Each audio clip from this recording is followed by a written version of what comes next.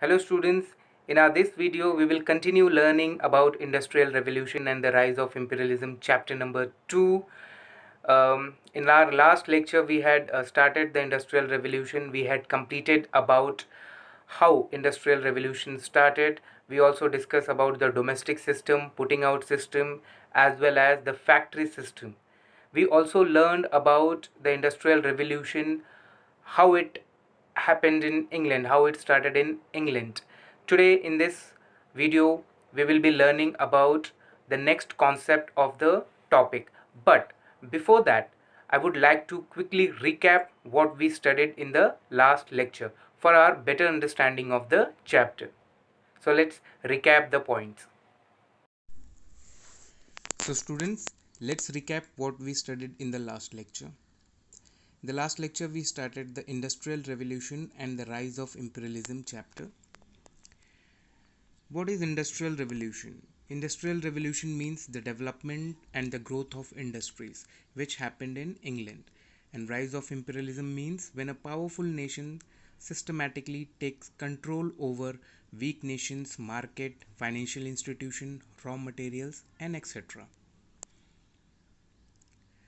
We started with the chapter about the time which tell us that medieval age where the main occupation was agriculture. Here people lived in village and the goods utensils required by the villagers were made by the blacksmiths, weavers, carpenters, etc. of the same village. Every village was self-sufficient. We also discussed about the domestic system. Now what is domestic system? Domestic system is nothing but where the goods are provided to the villagers by the artisans and craftsmen of the same village, and merchants provided the raw materials to the artisans and craftsmen. You can see in the charts. Now as the population grew on, it was very difficult for domestic system to provide the needs of the common people. Hence there was a need of an upgraded system, and that upgraded system was the putting out system, where merchants not only brought the raw materials but they also brought the finished goods from the other villages and they sold it to artisans, craftsmen and the shopkeepers who provided the goods to villages. So this was the putting out system. Population kept on growing. Even the putting out system was not up to the mark to provide the goods and satisfy the demands of the common people. Hence there was a need to upgrade the system, and here the demand and the need set the new system, that was the factory system. Now the factory system, where the small tools were used, machines were used, place to make goods were identified and made, and this gave the birth to the rise of industries. And it happened in England. Why in England? Because by 18th centuries, inventions, discoveries led to the economic revolution in England, known as Industrial Revolution. What were the features of Industrial Revolution? Domestic system changed to factory system. This was the journey of factory system. Manual labor were replaced to the machines. Of course, machine took the places of the common man. Small scale production changed to large scale productions. Some additional features also we saw, that how large scale goods were made in the industries. Of course, that is very common, that machines will be better in speed compared to the common man. Preparation of goods in the factories were started instead of home of the common people or the artisans and craftsmen. Power driven machines replaced the small tools. We are talking about the industries where the big machines were introduced. And the most important part is the rise of capitalists. Now who were these capitalists? Capitalists were the people who invested their money, who took the risk and earn the profit. In short, they were the owner of the factory. In economic system where one individual controls and run profit is called as capitalism. We also saw the reasons or the causes of the Industrial Revolution in England. England had a surplus capital, means extra money. They had lot of wealth. That wealth was used for the development of the Industrial Revolution. Okay, industries. They had a stable government. Stable government means the leaders were safe in their position, there were no one to challenge them, and hence they could pay attention towards the development rather than cementing their position at the government position. Next one is the cheap labors. As the industrial revolution was growing, many workers from the villages they shifted to the cities, and in cities there was a huge population which was ready to work at a low salary because they wanted money for their survival. Hence the industrialists got the workers at very low salary which helped them in growing. Next was the naval supremacy, means navy. Of course the means of transportation that time was not like airport system or railways were or even not existing. We are talking about the 18th century where England had the strong navy system which they used for their betterment in the economic condition. Now how? With the help of navy, Britishers brought the raw materials from the countries which were not developed at a very cheap rate, and they sold England's finished product into the developed country at a very high price. So it was dual profit for the English people. Availability of coal and iron. In northern England, availability of coal and iron was in huge scale. Both coal and iron were used to make industries and machines, which also helped England in industrial revolution. Now, new inventions. This were the some scientists or the great inventors who invented lot of things which helped in industrial revolution. We saw Hargreaves spinning jenny, we saw Case flying shuttle, Arkwright's water frame, Cartwright power loom, Ellie Whitney's cotton gin, Graham Bell's telephone, Newcomb's pump, James Watt's steam engine, Davis' safety lamp, George Stephenson's steam locomotive, John Macadam road building technique, Thomas Edison electric bulb. Now, all these inventions helped England to grow in industrial revolution.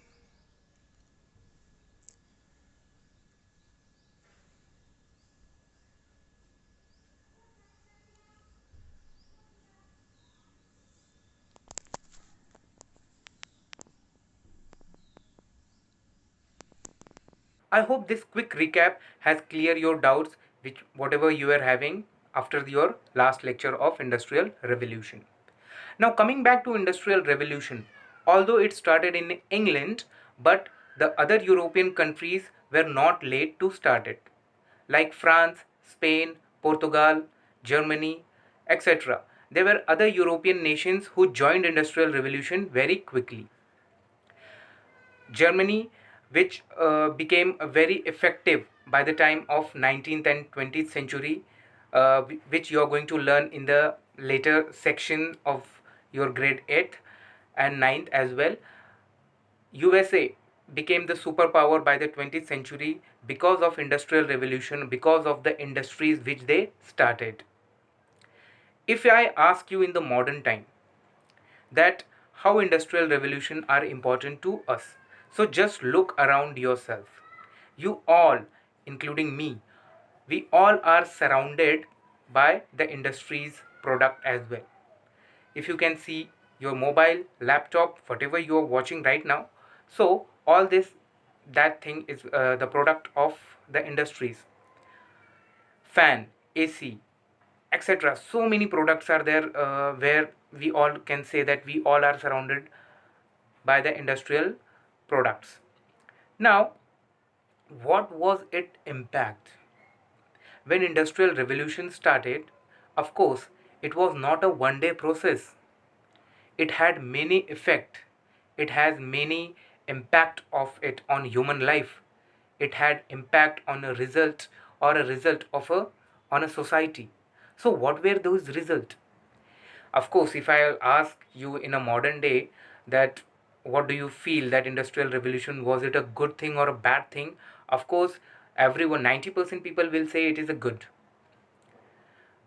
Of course, because in a modern day we all are surrounded by the industrial product as we had discussed in the video. So now we are going to learn about the impact or the results of industrial revolution. Students, if you see this chart, in this chart you will come to know about the impact or the result of industrial revolution. Impact of industrial revolution is divided into four categories, that is economic impact, socialism, social effects, as well as political effect. Now coming to first point, that is economic impact. In economic impact we will be learning about the urbanization, factory system, expansion of trade, division of labor, and capitalism and economic disparity, or we can also call that economic difference. Socialism was reaction of the capitalism. In capitalism we saw only one person was the owner and he was the in charge of all the profit happening around. In socialism, government took the charge over the profit, where rich and poor class people were treated equally. Social effects, of course we will be learning about the social inequality. How does industrial revolution divided the society into two classes, that was the between the rich and the poor classes. Of course, in industrial revolution harsh living condition of the worker rise to great extent, and exploitation of the workers were forced to work for long hours, and whatever facilities they were required for, they didn't got it. The next section, that is political effect, we will be studying about the rise of capitalist and about the trade union. Of course we saw that so many capitalists were having lot of profit because of industrial revolution, and trade union was the consequence of the capitalists rise, because trade union was working for the betterment of the workers. This was the small description about the impact of industrial revolution on the society. Now we are going to learn it in details. Now studying about the impact of the industrial revolution in details. First point in which we are learning about the economic impact, the first category in that is urbanization.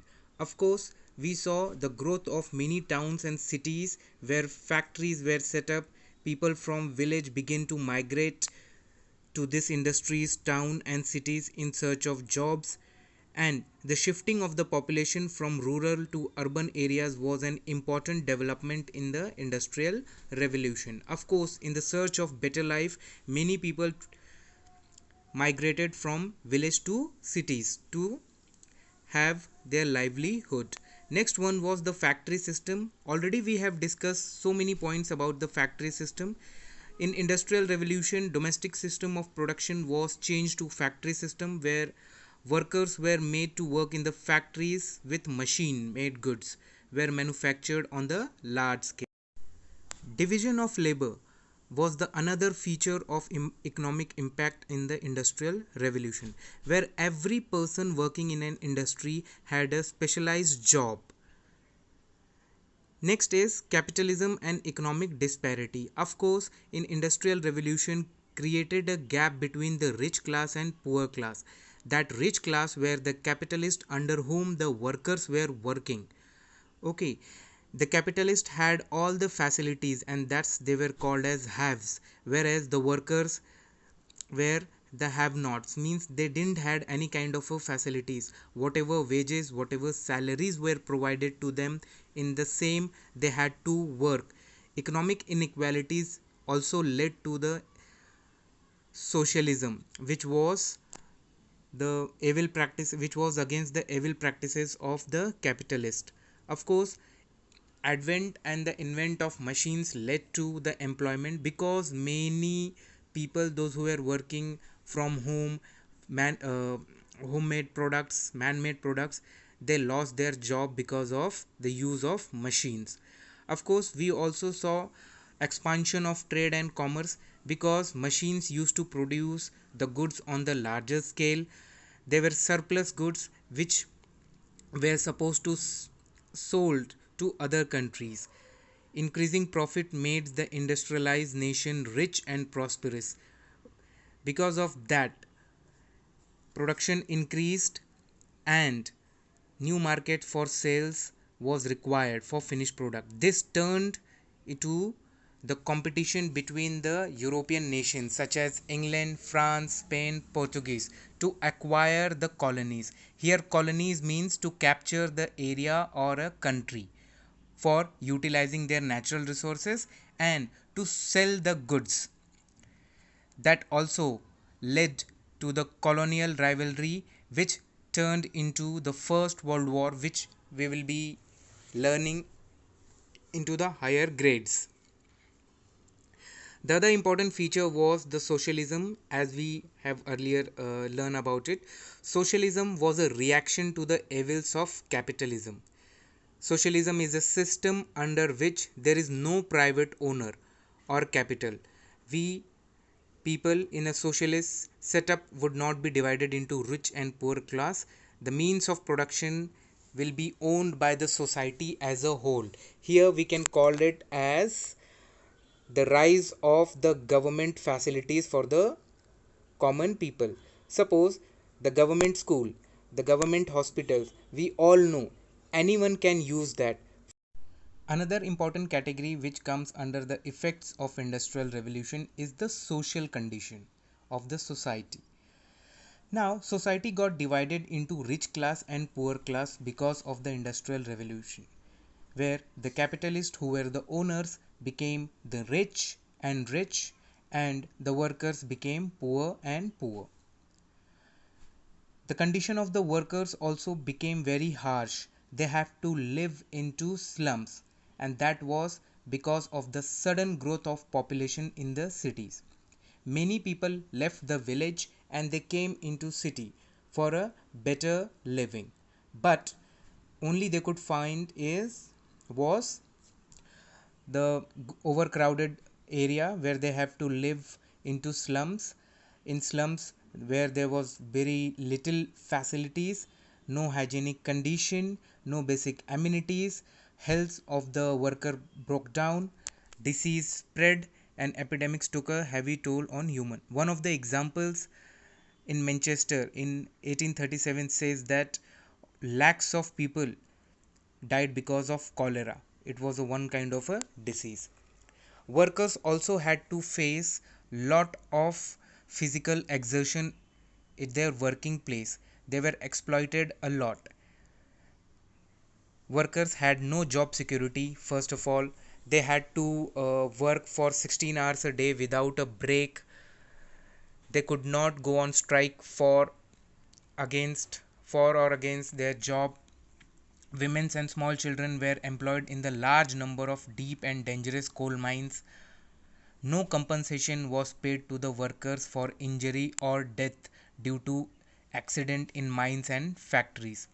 Now this condition, harsh living condition in the slums plus exploitation at the industries or their workplace, this led their social condition or the mental condition very weak. Many of them started to do crimes. Life became very struggle for them for survival. People tried to forget their miseries or the bad condition by drinking and gambling, which affected their health. Crime like theft increased because people wanted money to fulfill their needs, and they could find only that way to fulfill their needs. The another category is the political effect of the industrial revolution. In this, already we have discussed so many things related to the capitalists. The capitalists who were the owners of industries became rich and richer, and then at the one point they became so powerful that even government used to help them. Government started making all the decisions which were favoring the capitalists. This favorism of capitalists, the condition of the workers even became worst. So this bad condition of the workers, their living standard was coming down. This gave rise to the trade unions. Now what was this trade unions? Trade unions, a group of workers who were exploited by the capitalist, led to the protest, and they founded a group called as trade union. They united and organized themselves into a trade unions to fight for their rights and better working condition.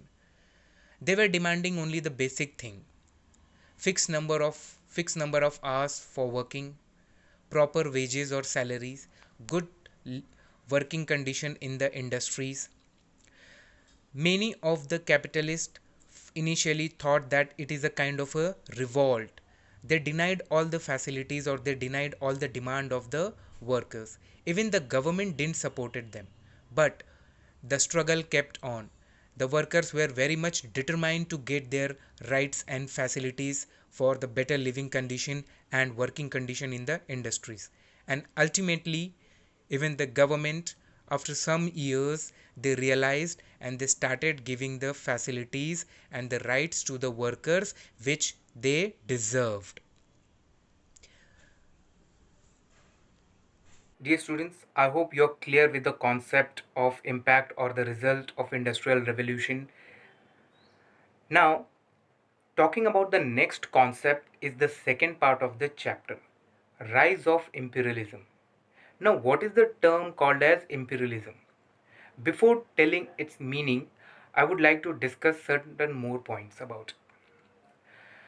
We are learning about industrial revolution which started in England. Later on, the other European countries also started it. Now, there was a rivalry among all these European nations. Rivalry between the European countries led to colonialism. Now, what is this colonialism? Colonialism means when a powerful country captures a weak country, it's partly or wholly. Example, India was the colony of British. We all are aware that the Britishers had captured India. And why did they do so? Because all these European nations required raw materials as well as market to sell their finished product, whatever was made in their country. This was the reason that led to the rivalry. That rivalry became so aggressive at one point of a time that these European nations fought many wars in Europe as well as in the countries where they were ruling. There was one time when in India all four European nations was having their colony: England, France, Portugal and Dutch. They all were acquiring or capture, they all had captured some or other part of India. And European nations were having war to have a control over India. Isn't it interesting? France and Britain fought 3 wars on Indian land to become the supreme power in India. That 3 wars were called as Carnatic War. 3 Carnatic Wars.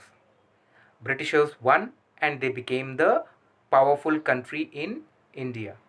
They sidelined France, they sidelined Portugal, they sidelined Dutch, and they became a superpower. It was Britain who was running India systematically. They were using the Indian resources and they were selling their finished product in India. There is a slight difference between colonialism and imperialism. Colonialism means when a country acquires or captured other countries' land forcefully. And imperialism means when a powerful same country who has acquired or captured the land of India or a country, the same country is utilizing its natural resources, its market, its industries for its own good. So this was the slight difference between the imperialism and the colonialism. Britishers captured one part of India wholly, that was Bengal. They had a total control over Bengal. Bengal was ruled by Britishers. But after capturing Bengal, they realized that it is too much of a burden to fulfill the responsibilities. Of course, if they were ruling Indian territories, so of course who will take the responsibility of the common people? It was the Britishers who took that responsibilities. But they started feeling the burden of taking control of the Bengal. Hence, they decided that we will not expand our territories. Whatever territories we are having right now, we are going to develop that only. But industrial revolution kept on growing in England.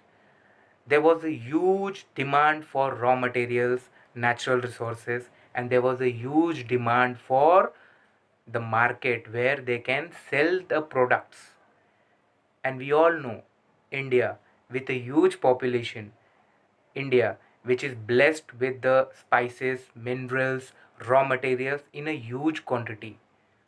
It was such a better place for the Britishers to be. They cancelled their um, plan which they had earlier, that not we will not expand the territories. Now they focused. By 19th century they started capturing the other parts of India. They captured entire India.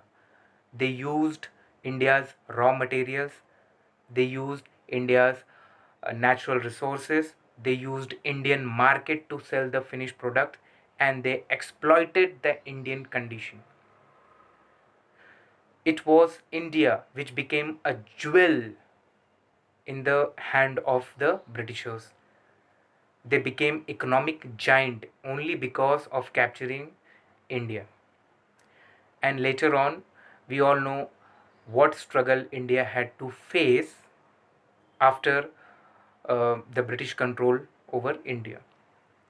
In 8th standard, we are going to study the same topics where Britishers had captured India and how Indians became free.